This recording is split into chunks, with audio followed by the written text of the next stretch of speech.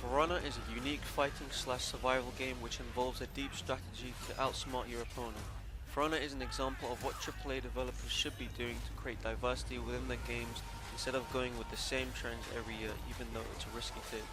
This is needed to find gaps in the market and see what people think of it. If it's a success, you can continue your successful stride or gain feedback on your failed attempt of the game and apply it to the next titles these companies will release in the future. For Honor has a vast cast of warriors ranging from the 13th century knights to Scandinavian Vikings, Japanese samurai, and the new introductions of the Chinese Wulin warriors entering the fight. With all these unique abilities, you'll never find a character the same as the other, and due to this, all the characters are given their own personalities. The game mode that I will be specifically dissecting will be Breach 4v4 game mode. There are two teams in Breach, attackers and defenders. Attackers' main objective is to bring the ram to take down both doors before reaching the king. Attackers must protect the ram throughout the two doors as it's the only line of defense against the two doors they must take down. If an attacker is close to the ram, it will move twice its speed, speeding up the process. It will only move twice its speed when there are no defending pikemen to retaliate. Attackers have a limited amount of tickets to respawn.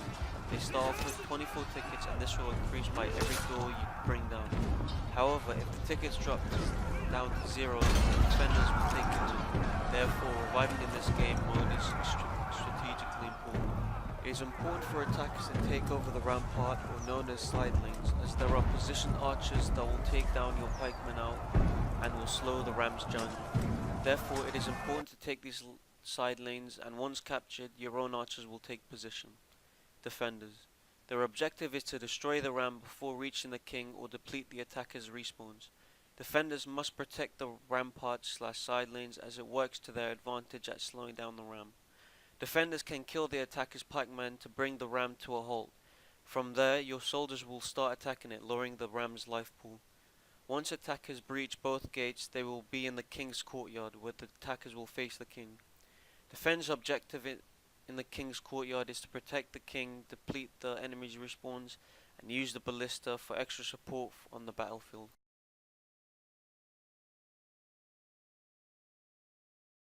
All warriors possess the basic mechanic, which is guard break, breaking through your opponent's guard. Simple light attacks, heavy attacks, bashes, feints, parries, dodges, our stamina, and deflects for assassin class only, which all have their uses. Light attacks are quick attacks initiated by the player to start off the chain, but you have to be careful because if you throw a light, you'll be vulnerable to parries, which will give the opponent a heavy attack on you, so spamming lights isn't any good. You can create a mind game by throwing a heavy attack, feinting it, and throwing in a guard break to throw off your opponent to get a guaranteed punish on them. And all these mechanics fall into a good, meaningful play. There are also other variables some characters possess. For an example, some heavy/hybrid characters have hyper armor. Hyper armor is an uninterruptible attack that tanks through any attack besides unblockable bashes, which stops the attack going through. Assassins and some hybrids have the bleeder mechanic, which acts as a poison, taking out a small chunk of the enemy's health bar. There are only so many different mechanics that all characters possess, which creates diversity within the cast. Therefore, you'll never meet the same character once. Reasoning, I feel that For Honor has a solid foundation of good core mechanics because I believe the variety the player can interact with and how the player will interact with the mechanics. For an example, say you started off your attack by throwing a light into a heavy and feinting it into a guard break, guaranteeing a heavy attack if your opponent falls for it. Then repeating the process by throwing a heavy again, feinting it, and throwing out a bash to create pressure to your opponent. Then going through with the heavy and then launching an unblockable to feint it again and get a guard break. This will catch your opponent off guard because you force him to react and then punishing him for making the wrong move. Having a diverse kit leaves the player with a lot of options to attack and create an unpredictable pattern of attacks. Revenge is a mechanic that's executed when the player is overwhelmed by more than one enemy. If the player has successfully blocked and parried enough times, the revenge meter builds up. This will give you a full bar of protected shield, uninterruptible attacks, and immune to guard breaks from enemies. This creates a new experience for players because it gives them a chance to fight back against two opponents at once, flipping the tables on the opponents. Another mechanic that forces reactions are unblockables. Unblockables are strong attacks that break through someone's guard, meaning it can't be blocked. It forces the opponents to react by parrying or dodging, and that leaves them being vulnerable to a feinted unblockable into a guard break and then punishing them.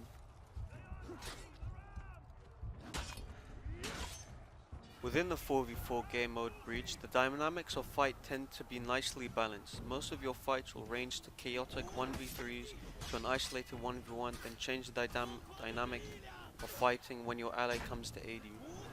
When you're in a 1v1, suddenly another enemy comes across. This will create a 1v2, which will change the behavior of your normal playstyle, being a lot more cautious and thinking before you act. One mistake can lead to your death, therefore making split-second decisions is key when you're put into this position.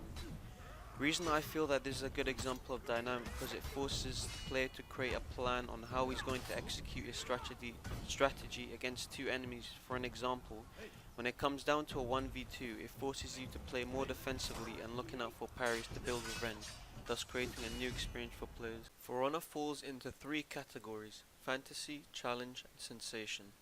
Fantasy. To bring the greatest warriors from all different centuries and placed into one game is such a simple idea but works effectively. Having knights, samurais, vikings, and Wu Lin, which I've never met historically but makes a good game and sets the scene.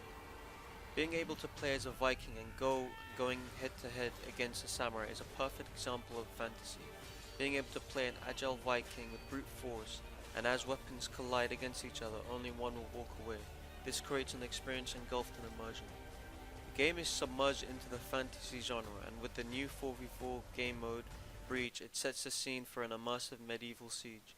Now introducing the new Wu Lin faction, knights, vikings, samurais, go into battle to reign supreme. I believe For Honor has found a great balance of realism and fantasy and mashed it together. Challenge. Whether it's a 1v1, 1v2, 2v4 and so on, they all obtain their own sets of challenges. For an example, when it comes down to a 1v1, the tension between you and your opponent are so great. You are watching their every move, attempting to outsmart your opponent with whatever you have in your kit. When it comes down to both of you having low health, both sides are feeling the tension of wanting to win. Watching your every move to try find an opportunity to take action.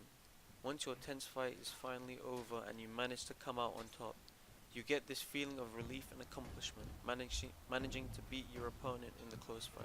Sensation. The sounds from two swords clashing into each other create such a nostalgic sound. From the brutal executions to the grunts and roars you hear from warriors going against each other, every detail is perfected. From moving armor pieces to stretching cloth and leather, every single movement in the game is projected back to the player. The attention to detail is very precise. They even went out their way to create the correct guard stances when the player moves the guard from up, left or right, along with the sounds used to go with them. In my opinion, I feel that they smashed the sound design really well. Especially in their new 4v4 game mode where there's constant chaotic sounds from all directions, from chanting soldiers to the ram crushing the door and collapsing. They get every little detail to its core.